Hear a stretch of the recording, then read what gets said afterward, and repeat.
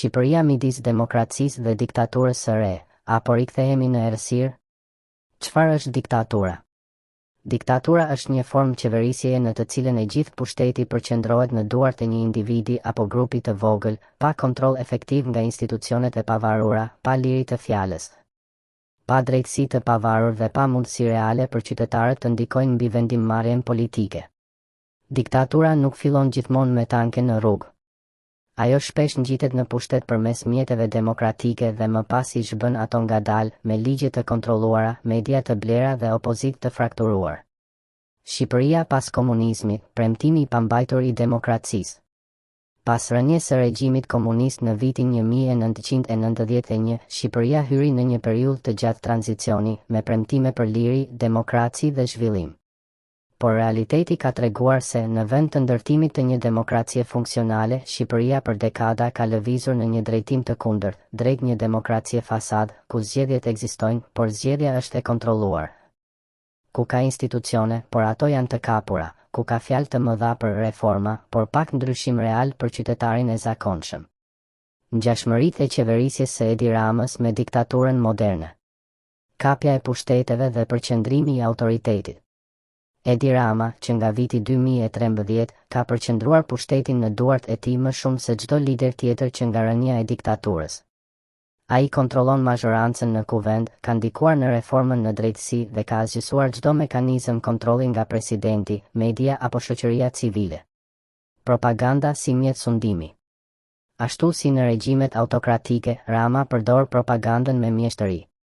Në vend të debateve parlamentare dhe llogaridhënies publike, kemi video të edituara, slogane të zbukuruara dhe një realitet virtual që i kundërvihet çdo kritike. Asgjësimi i opozitës dhe konkurrencës politike. Në vitin 2019, opozita braktisi kuvendin në shenjë proteste, duke lënë fushën e lirë për Partinë Socialiste.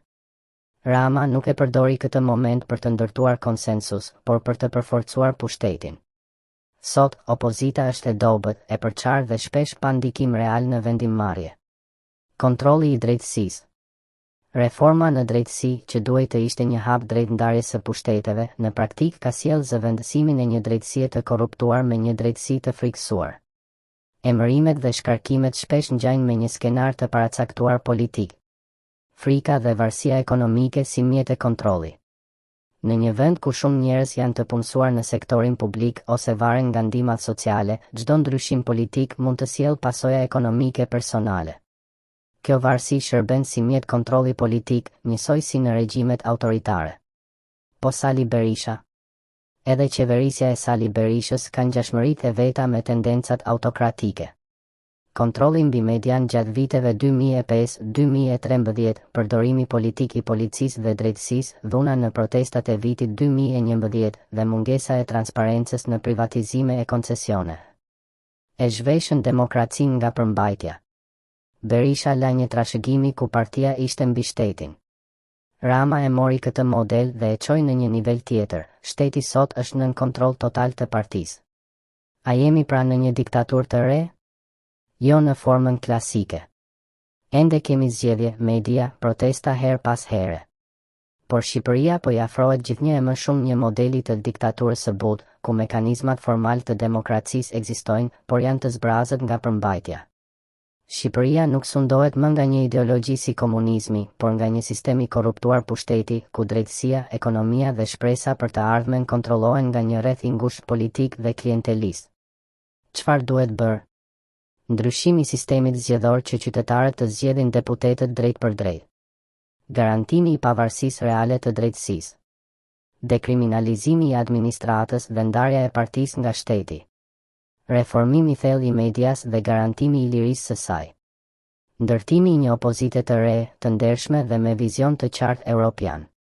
Shqiptarët nuk janë të dënuar të jetojnë në një formë të përhershme pushteti autokratik. Historia ka treguar se kur shoqëritë zgjohen dhe marrin në dorë fatin e tyre, edhe regjimet më të forta bien. Pyetja është, a kemi guximin të zgjohemi tani, apo do të presim që errësira të bëhet më e thellë?